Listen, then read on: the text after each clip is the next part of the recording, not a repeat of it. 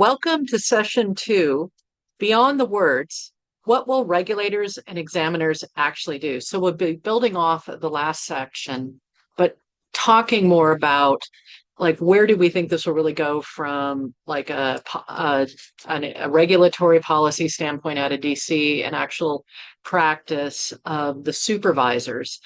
And I'll first start by giving a brief introduction, myself and the other panelists. So my name is Shannon Kelly, and I have been a head of model risk at a couple of different banks. I've also been a regulator at the Federal Reserve Board, and now I'm on the board of a fintech partner bank. And now I want to hand it off to some of the other speakers. I'll start with Lynn Woolsey with Assurity to briefly introduce herself. Good morning. I'm Lynn Woosley. I'm a managing director with Assurity Advisors, and I work predominantly with credit and compliance models. Now I'll hand it off to Ryan Miller with the American Bankers Association. Yeah, thanks, Shannon. Thanks for having me. Excited to be here. So Ryan Miller, American Bankers Association. So I do what they call innovation policy, and encapsulated in that is a lot of cat herding with AI.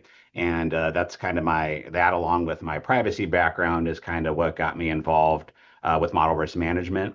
So definitely approach it from primarily a policy standpoint. I'm definitely not a quant or a technologist, but definitely appreciate the governance aspects of it. And as part of my duties, I have an AI working group that includes a model risk management component.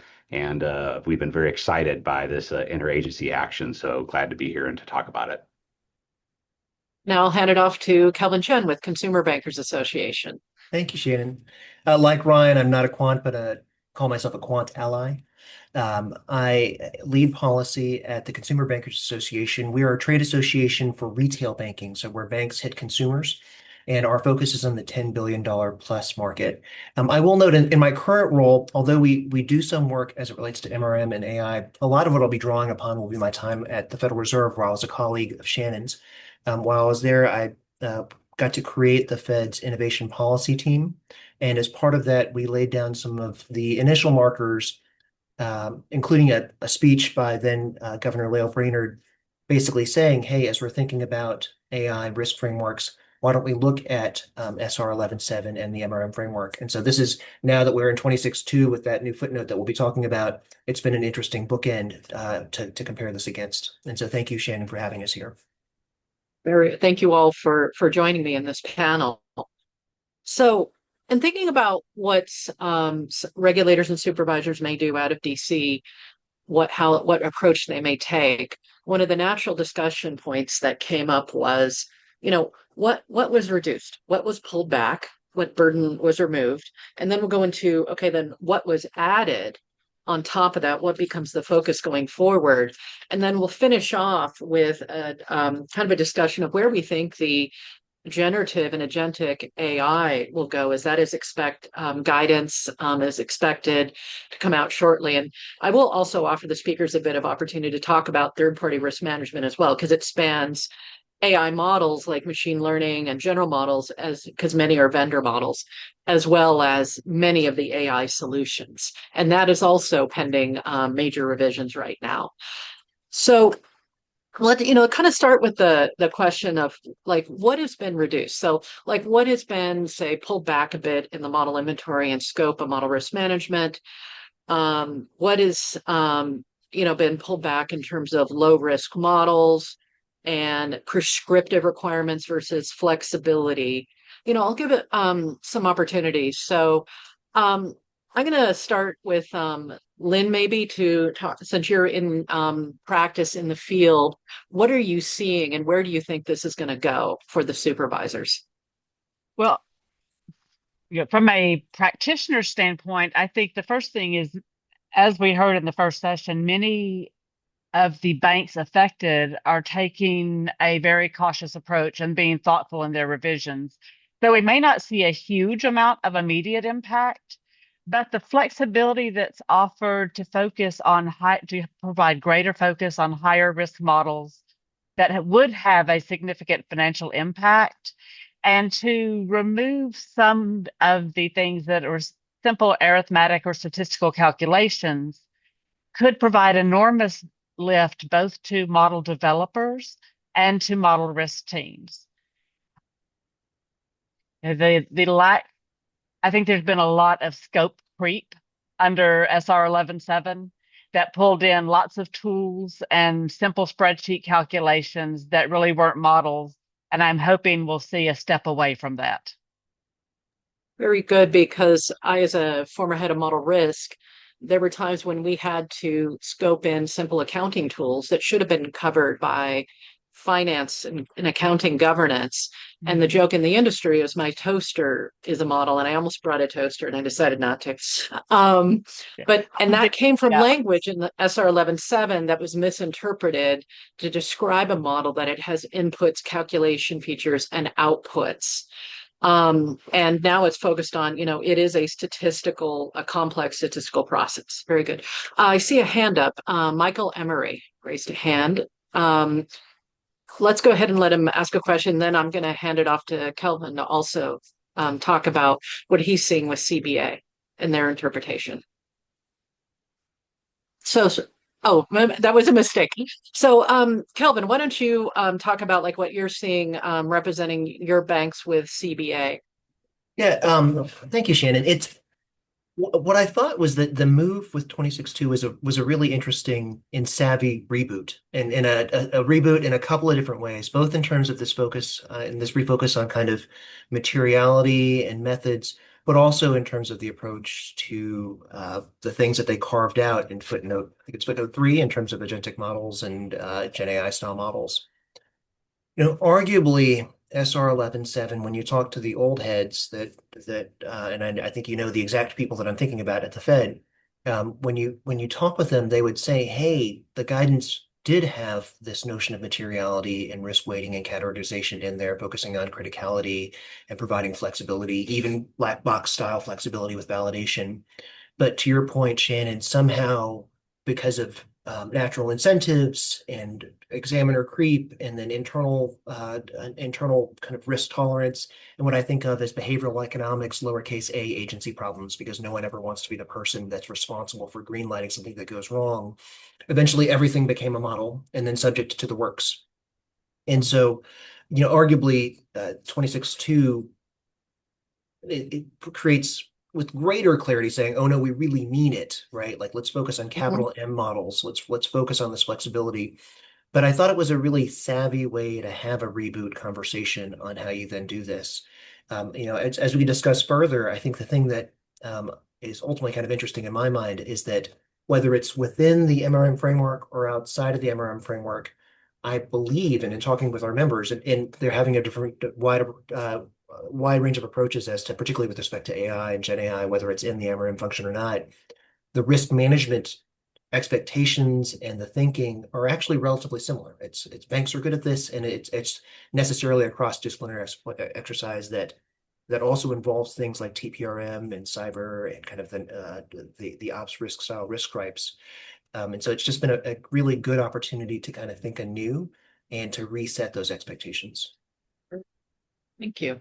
And I'll hand it off to Ryan to talk about what the view of your members with ABA, especially since ABA has a lot of the smaller community banks. They're going to be affected differently depending on their complexity. So I'll hand it off to Ryan. Yeah, thanks, Shannon. And I realized that Kelvin introduced his organization, and I should have done the same, but you did it for me there. So ABA has banks of all sizes. We have community banks, regional banks, and the largest banks as well. And then I talked about my AI working group that has that model risk component. There are a lot of community banks on there, and they are very interested in all these issues and paying significant amount of attention. And we had, a discussion where we got together and said, "Hey, what do y'all think about these changes that were in here?" And I think you're right to say that people are being very cautious about the way that they are actually going through and making changes to their programs. This should not shock anyone. banks are careful and prudent in the way that they manage risks and approach things. They have the supervision that goes in, and they understand they're going to have those conversations. But I think everyone is very excited because one of the things that we saw that this revision did is it really scaled. They took the definition and did it much more surgical clear about what it's covering, and then it also talked about the model risk itself. I think what we saw in SR 11.7, it was trying to kind of do everything. Like, hey, you're using a model, everything that bad can happen from a model. This one really narrowed that somewhat, but I think Kelvin got it exactly right. What this is trying to do is rather than have like one standalone document that does everything, it's really repurposing this to more of a scale about everything that is happening and looking at the big picture is just one component of that, and how it fits into the overall risk management governance programs at banks. And this is really kind of right sizing, if I can use some corporate speak, what model risk is supposed to be doing. And it really, I think, makes an eminent amount of sense. And I think it's going to be very helpful to banks as they're looking to recalibrate. But everyone's being very careful. They want to make sure they don't overcorrect, kind of harkening back to the first session we saw, what don't overcorrect, just be thoughtful, use this as an opportunity to take a look and see what can change, but don't be in a rush to do it, especially because there's going to be more clarifications that are coming. Yes. That's foreshadowing there. Okay. Great. And now let's move on to the next topic. What Actually, are Shannon, we going before we to? leave that, Yes, go I for want it. to follow up on something that Ryan said about, and this kind of goes to what is a model and don't overcorrect. The things that are sort of scoped out either explicitly or implicitly by 26.2 that had been, sort of crept their way into 11.7. That doesn't mean that they're free of controls, because many of the non-model tools and the other things that are scoped out now are already subject to other controls. You have operational risk controls. If you're in a bank, you have policies and procedures that govern the use of those tools. So, yeah, I think we all know bankers are kind of cautious and risk averse by nature. And that it just means that we're not applying a belt and suspenders approach to some of Yeah. these tools now. We're subjecting to the governance that's appropriate for them instead of saying everything is model. Thank you. That's a very good point, because it ended up either duplicating efforts or having to put things on the model inventory that weren't models and simply referring to the other governance function. And now things can, instead of all being rolled up through MRM and then rolled up here and kind of creating confusion, they're all rolled up to enterprise risk management or through finance controls, et cetera, or for different groups where they appropriately should be. It creates less confusion. And so thank you for that point. That's a really good point. And now getting into the fun question of what has been added. For example, in the prep for this, we discussed, it's really bringing in a life cycle approach. It mentions data. Data to the model development, to the validation, to the monitoring, to even contingency planning of the, decommissioning of a model or having backups for a model. It includes you're accountable for vendor models, whether you have transparency or not. It is a more holistic testing approach. It's not a checkbox like mentioned in the previous session. That's gone. You're accountable the organization is accountable for managing the model risk, whatever it takes to do that, focusing on the most material models, focusing on a life cycle approach, cradle to grave, starting with the data and putting more emphasis on ongoing performance monitoring, whether it's an internal model or a vendor model.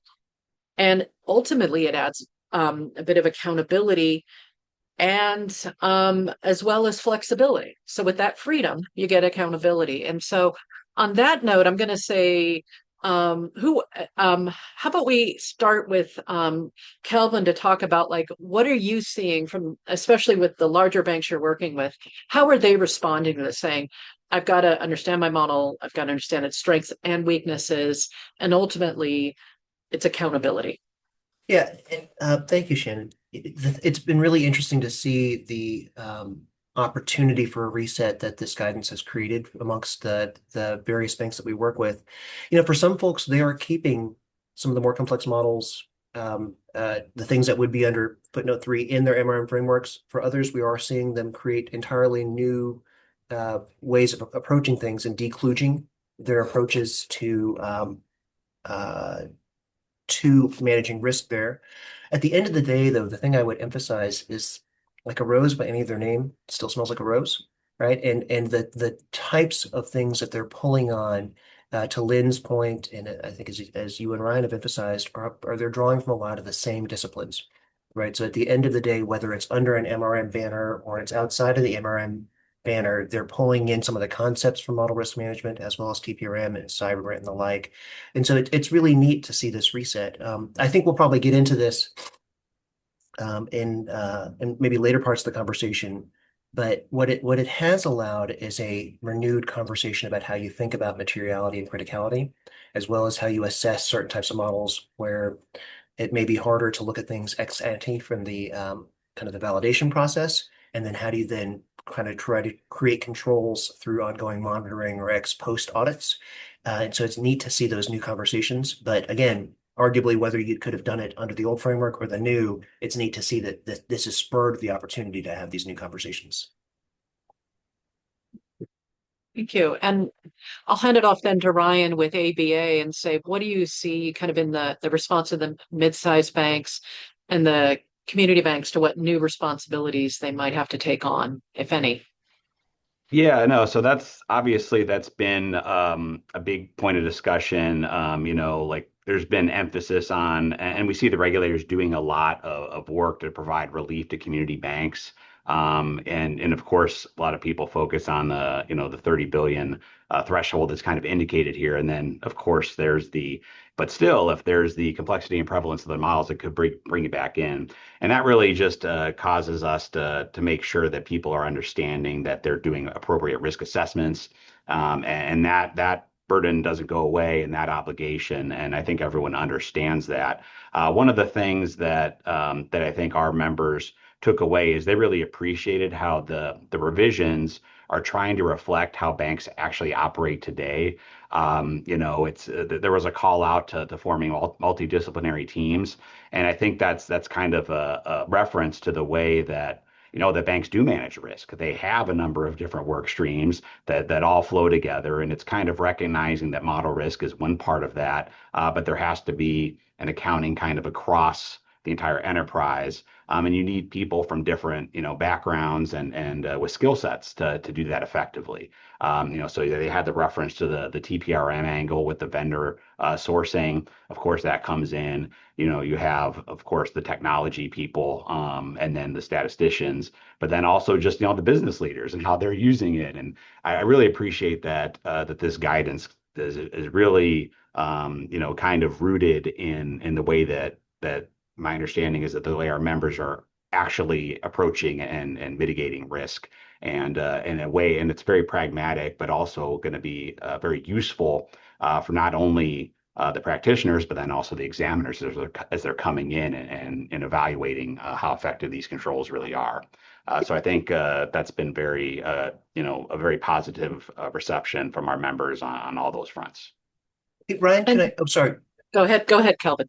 And then I Yeah. have a question after you. Yeah. Oh, I set well, myself up for problems, I guess. no, no, no. I just want to jump in on the point that Ryan noted on, just thinking about the examiners is also kind of stakeholders in this ecosystem as well. Because, I think one of the things that we're really excited to see and to be involved in is how do we prevent that slow boiling of the frog that took place with 11.7 from occurring again with 26.2. All right. Is there anything necessarily structural in the guidance that prevents an overzealous examiner or just a cautious examiner from saying model, material, and then starting raising the expectations for things, eventually getting to the point where they're scoping in toasters and the like.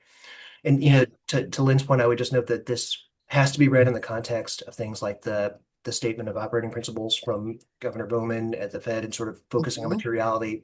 It's got to be read in the context of things like supervisory appeals or other kinds of things. We're going to have other conversations about how we bring the examiners along, including in creating kind of hopefully some new conversations between industry and regulators about what then guidance or principles come in to fill the void, not the void, but to fill the space that's created by footnotes three's carve-outs.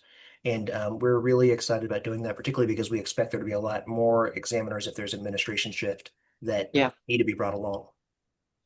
And to your point, Kevin, you brought up the appeals process. I think that's also a work in progress that they're looking at making that more robust and independent so that banks feel that they can actually use that process.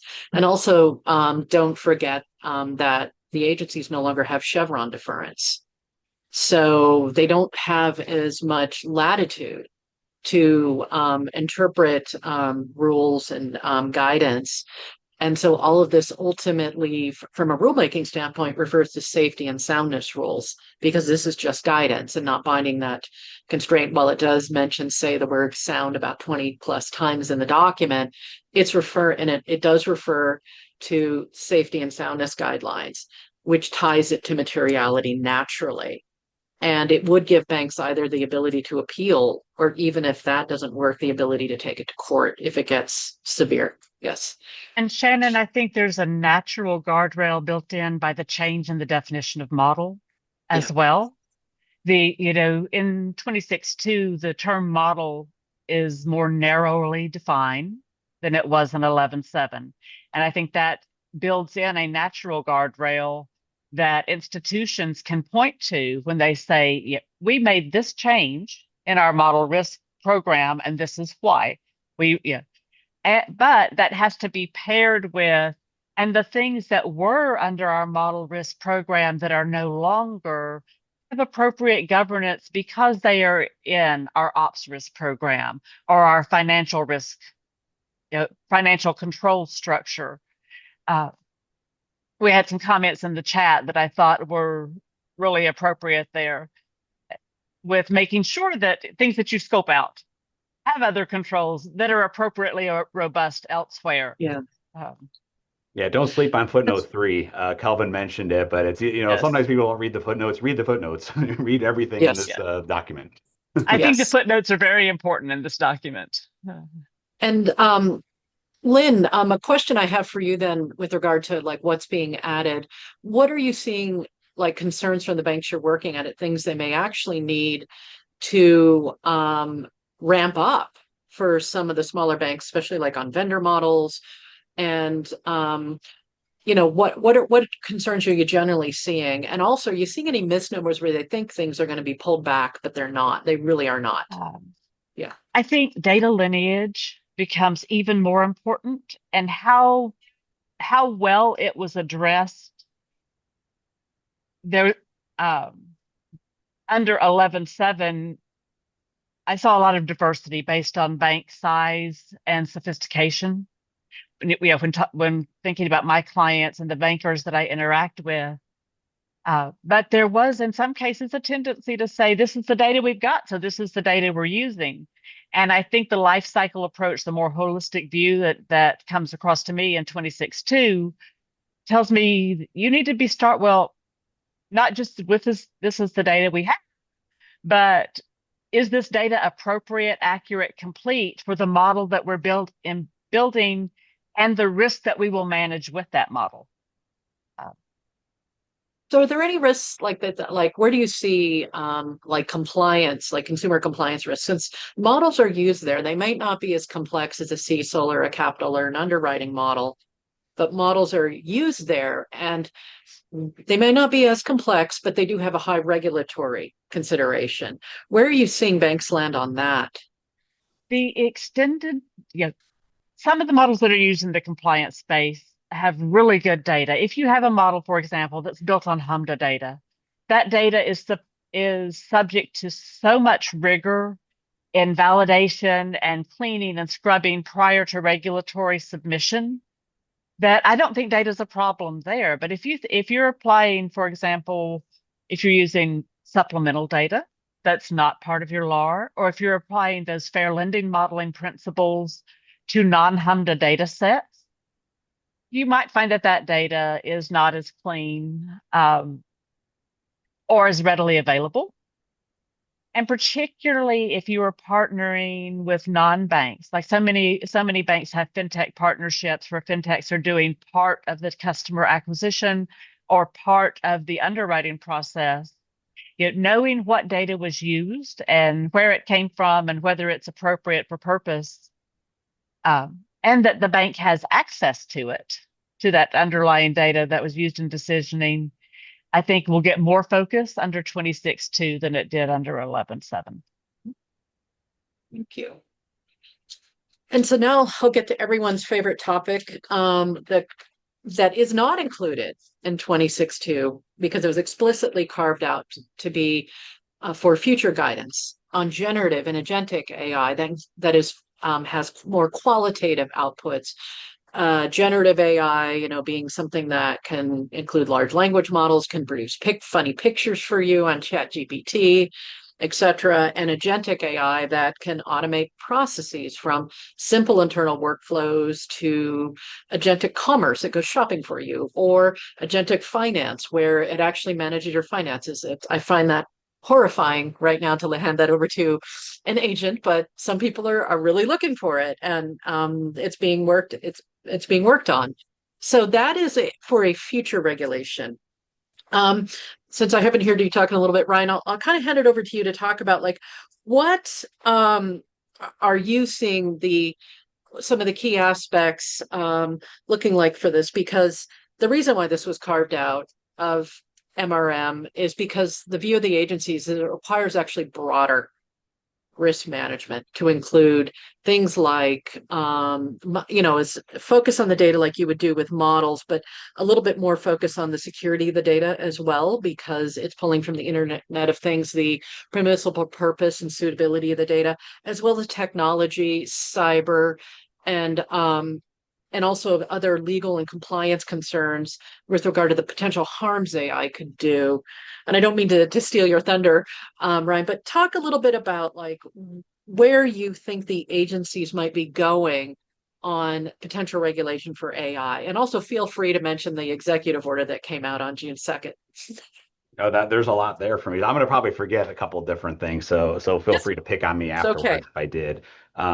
Yeah, so well, I'll just start with this. So, of course, since the advent of, the generative form of AI, that's really what captivated a lot of people and got generated so much interest in a lot of these areas, and that's where you started to see, people would say, well, how is this going to be examined for? What's going on? And that's when we kind of saw a lot of examiners point back to SR 11.7 and just say, just kind of run everything through SR 11.7, and it became in a lot of ways the de facto way that everything would be filtered through their examination. But as we know, that was written, in 2011, and the newer forms of technology really strained a lot of points of it. So when we formed the AI working group, in part response to some of these issues, one of the earliest policy priorities we had was to get some revisions and updates to the model risk management guidance. And one of the reasons for that is because, like, how is this supposed to work with generative and agentic AI? So when they did these revisions and they specifically, left those, for more specific future guidance and carved it out from the model risk management guidance, that was very much appreciated. And again, I just have to reiterate the fact it was done on an interagency basis, working together, really provided a lot of clarity in the supervisory function. We also note that traditional AI, continues to really fall under the scope of the model risk management guidance, and that gets tricky because the definitions aren't always super clear. But with traditional AI, you see more of a predictable outputs, and you put in the same thing, you're going to get the same results. Like, it's not going to be as many curveballs there, just like fastballs down the middle. If I can use I always like to do tortured analogies, so I'm going to run with the baseball one for that. So the fact that they clarified all that was wonderful and very much appreciated. And again, we've been laying it on thick here, but it has to be said, right? There's other risk management principles that continue to apply to these use cases for newer forms of technology. I think that there's a very thoughtful implementation that banks of all sizes are doing with the newer forms of AI.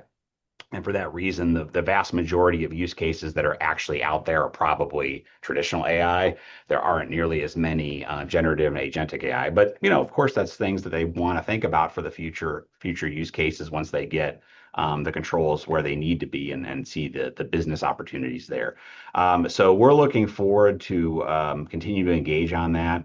I think that the principles that are in the model risk management guidance, like 3 lines of defense, have good data, know what the lineage is to Lynn's point. All those things, have a multidisciplinary team, have effective and and independent and credible challenges about how you're using these things. All those things are wonderfully fitting for newer forms of technology as well as olders. And I think the real question is what does the validation look like, and how is Yeah. that layer going to come in, and how are you avoiding like model drift and ensuring that the controls continue to function in a dynamic environment. That's going to be where the tricky part is. The good news is banks already have processes for those. It's just going to be evaluated not under the 26.2. It's going to be looked at through other things. But that's kind of the beauty of the supervisory process. So I'll stop there. Otherwise, I'll keep rambling around out the clock. Thank you. Thank you. And I wanted to head it Ryan, up to, oh, go do ahead. you Please. think the June 2nd executive order increases the entanglement of model risk and cyber risk? See, I told you I would forget something. That wasn't intentional. So, of course, the executive order, I think that's something that was anticipated. There's a lot of challenge. I think it really ties in a lot with a third-party risk management kind of question as well. You can kind of see how all these things are interconnected. That's one of the big questions is like we want to make sure that we're controlling for all these different risk domains. Cyber is probably one of the number one things that are cited, and especially now in the advent of Mythos, which by the way is an H.P. Lovecraft fan. I keep it.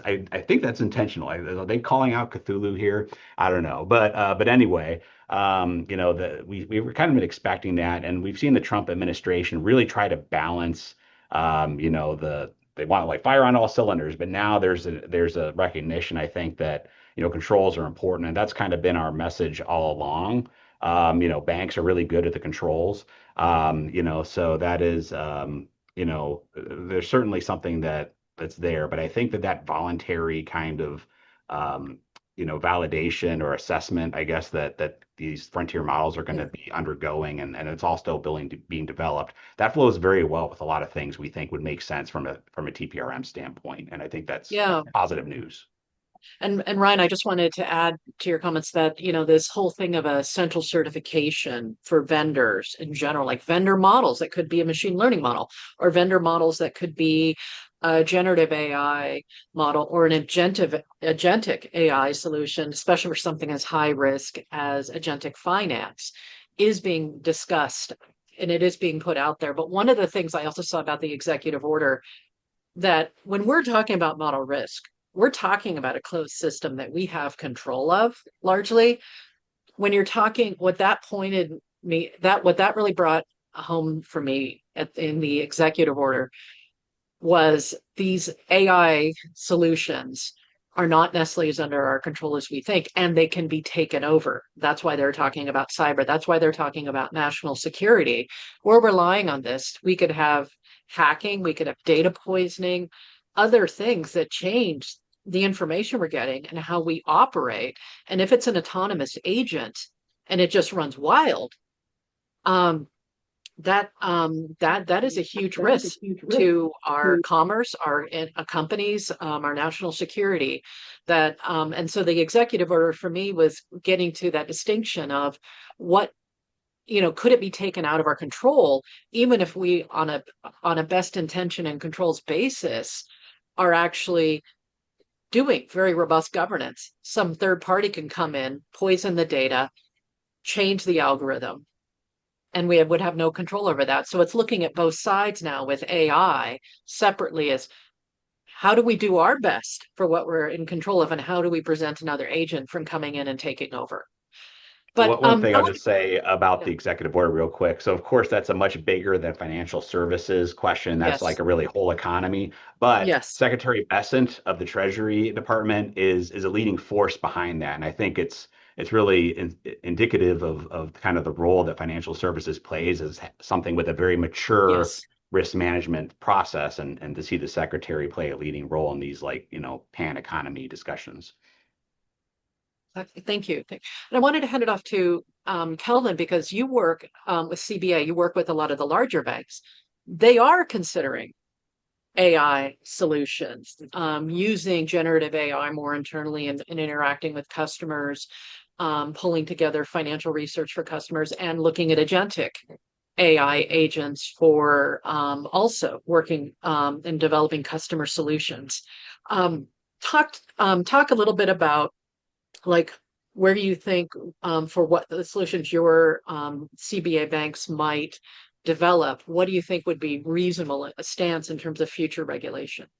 Thank you, Shannon. And this kind of goes to Edward's point in the question that in the chat too, right? Like, what should the guidance look like? And um, it's something that particularly because it sounds like this next phase will be an interactive process. We're really excited about the opportunity to engage the regulators with this sort of reset. I mean, I think the thing that we've really got to move towards, and I like that Edward's comment really focuses on validation here, right? Because the rub is that we may have over-indexed on validation with 11.7 and being able to do this ex ante uh, uh, tire kicking, and we need to be able to move collectively towards a better reliance on ongoing monitoring or ex post kind of audit for not just things like model validation, but also things like drift and the cyber risk that Shannon mentioned, right? Um, and again, query whether you could have done this under 11.7 as it was. I would note that, gosh, 8 or 9 years ago, Vice Chairman Quarles talked about how 11.7 offered that kind of flexibility. I think he used the phrase circuit breakers because he likened some of the bank models to things like how the SEC regulated high-speed trading rather than necessarily peering into all of the high-speed trading models and pulling them apart, just instead prescribing outside circuit breakers so that if trading goes wild, you hit a note and then things pause and you have a chance to kind of cool off and take a look anew. But that's something that uh, this new guidance and this new footnote gives us a chance to collectively take a breath and walk through together. And I'm really excited about that. And I would note it's something that not only are banks able to do, I think we all generally, it makes a lot of common sense. I keep using the analogy of my kids, or I'm adjusting to a eldest daughter that was a real rule follower to a 13-year-old son that is not. And it's I couldn't sit down with him and say, okay, this weekend as I go away for travel, tell me all the risks you're going to encounter and tell me how you're going to address all of them. But I then know, okay, I'll call him periodically. I'll check my Find My with him. I'll check his app limits. I'll give him a safe word if in case he's at a party and things go awry. And if things do go awry, I'll talk with him and say, okay, what did we learn from that? Right. And so that's something that we just collectively need to take a step back and figure out how we put those guardrails down, particularly as we train this new generation of examiners up and how we handle these issues. Also, another question I have is as banks are building, especially the largest, are building their own AI, is there the potential to put some of these governors directly into the code? So you have your primary AI, there's discussion about having challenger AIs kind of question it. So to your teenager analogy, maybe one of the best checks is peer pressure. Don't do that. That's not cool. You could build that into the AI ecosystem. Let me talk a little bit about peer pressure, Shannon, because I will note Yeah. there's also some opportunity for moral suasion here because MRM right now doesn't apply to non-banks, at least if you're a non-vendor, non-bank. Mm. And good Lord, it really should, right? And so, there's a conversation. I was on a call earlier today I, where, oh, I will actually correct you on that. Being at a fintech, being on the board of a fintech partner bank, they do have to apply MRM through the partner bank because they have to go through a bank to make their loans. So while it doesn't directly apply, it still applies to the partner bank, which means it still applies to the fintech. Absolutely. I think my ire would be for non-vendor or not, I guess non-service relationship or Got it. non-third party non-banks. So if you've got like a full stack that's out there providing similar services to consumers that in many cases consumers don't really distinguish between kind of a bank and a non-bank provider. And so one of the things that we hope this reset, in this regulatory climate, it may be too much to expect the CFPB to get involved with this this footnote 3 kind of fleshing out of principles, although we will be calling for that and hoping that they do.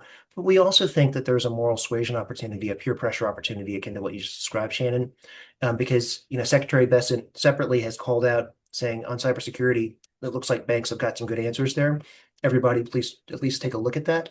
I would note on the MRM side and in this style of risk management, we do think we have good frameworks here. And so whether it's through peer pressure or through something stronger than that, we do hope that the rest of the industry comes along for the ride.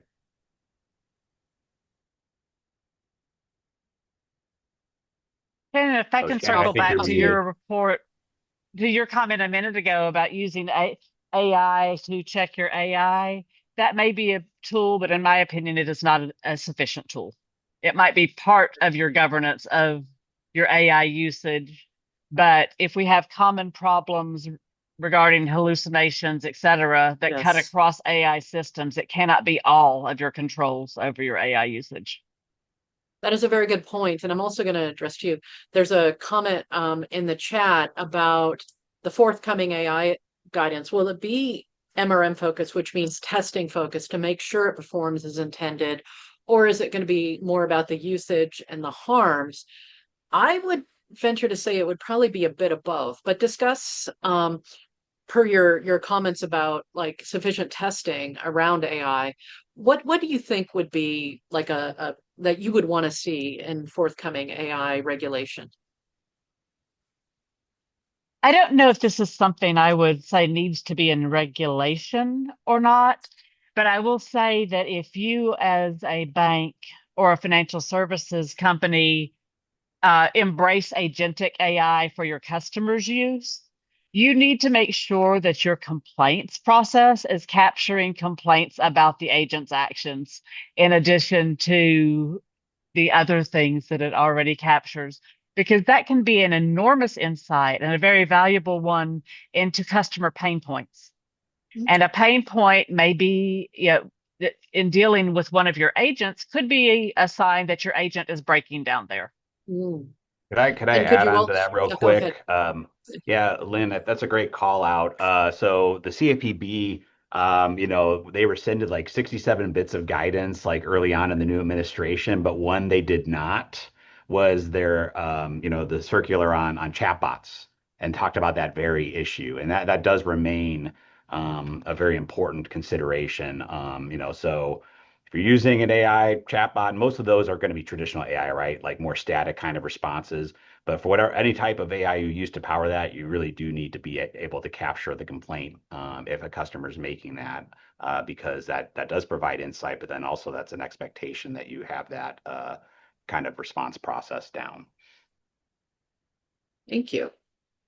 Thank you. And we have a couple of minutes left, but we've covered a lot about like, the new MRM life cycle approach, more flexibility with accountability, what AI could look like in their different aspects, from ensuring the AI is reliable, having a feedback loop through the complaints process or other testing, as well as maintaining control over the AI, making sure it's not hacked, that you don't have data poisoning. There's a lot ongoing, and this is a huge problem to solve. One last question, I think, maybe I'll address it to you, Kelvin, for the efficiency of time, is do you see this as being something like that's just going to be an ongoing, evolving process? Will it be in regulation? Will it be ongoing guidance? Will it be something that the regulators work out and work collaboratively with the banks on? That's a great way to close, Shannon, because I think it's a good call to action. I mean, one, I would plug that the issues that we're talking about here aren't limited to AI governance. I'm putting in, just to talk our own book, a white paper we put out on third-party risk management, where a lot of these same principles come into play, just because of the complexity that's involved with third parties, as well as the fact that for most banks, they'll be relying on third parties for these types of tools. We have to kind of make this shift away from ex ante to ongoing and ex post. But that too, it'll have to be an ongoing conversation. And one nice thing about this reset is that by all means, it does look like, there's a nice, we talk about the footnotes, there's tiny writing that says, although we issued this, please reach out to us with feedback, right? And talk to us. And we would encourage everyone here to be involved in that process, whether you agree with us or not. Like, one of the big things that caused a lot of ire around 11.7 was that it was guidance that really kind of launched this multi-zillion dollar compliance infrastructure system without any input from the public. We have that opportunity now. We have the opportunity to inform regulators, and there's a very short window of action. And so, while it will be ongoing, I think the clock starts now, or clock started, I guess, whenever this was issued about a month ago. And let's get to it. Thank you. I And want thank to you for all the reference Watchmen active real quick participation in because the chat too. Oh, go ahead, Ryan. Yeah. oh no, just real quick. It's just funny because I think a good way of summarizing it, we were talking about Watchmen in the chat. But Dr. Manhattan says it never ends, right? In it. And that's kind of how this is. This is an evolving process. Like risk management never ends. It's going to change, it's going to evolve, it's going to reflect real time evolutions and new technologies and risk actors, et cetera, et cetera. But I think that's a good, I'm just going to like cite to that because it's kind of fun that referencing the chat. So that's it for me. And just to close off, I wanted to offer, Lynn, did you have any final comments? I am Thank hopeful you, Ryan. that you know, there is kind of consistent with the voluntary pre-review of cutting edge AI models that were in the June 2nd EO. There is a regulatory authority to examine large multi-state data processors. Something that is conceptually similar to that, where there is a more global assessment of an AI vendor's tools, could help a great deal with any burden that comes out of future AI, agentic and LLM AI guidance. And so you're referring to the Bank Services Company Act, yes, and that Yes. may play a substantial role in the future of AI supervision. Yes. Thank you. I think that might be a win for the banking industry if it did. Yes. Yes. Thank you. Thank you. On that note, we're a couple minutes over, but I wanted to thank our speakers, Lynn, Ryan, Calvin. Thank you very much for your comments.